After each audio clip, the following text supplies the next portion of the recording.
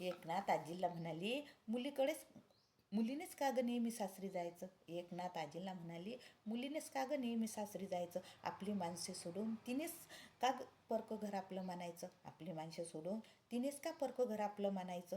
तिच्याकडूनच का अपेक्षा जुनं सगळं अस्तित्व विसरायची.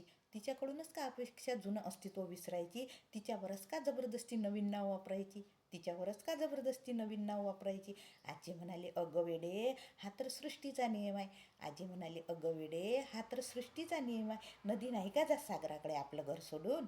नदी नाही का जात सागराकडे आपलं घर सोडून. तो येतो का कधीतरी तिच्याकडे आपली वाट मोडून. तो येतो का कधीतरी तिच्याकडे आपली वाट मोडून.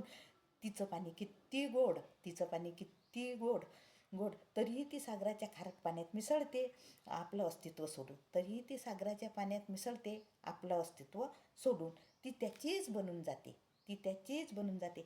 एकदा सागरात विलीन झाल्यावर तीही सागरच तर होते. एकदा सागरात विलीन झाल्यावर तीही सागरच तर होते. पण म्हणून नेहमी तिच्याच पुढे नतमस्तक होतात लोक. पण म्हणून नेहमी तिच्याच पुढे नतमस्तक होतात लोक. पाप धुवायला समुद्रात नाही तर गंगेवरच जातात लोक.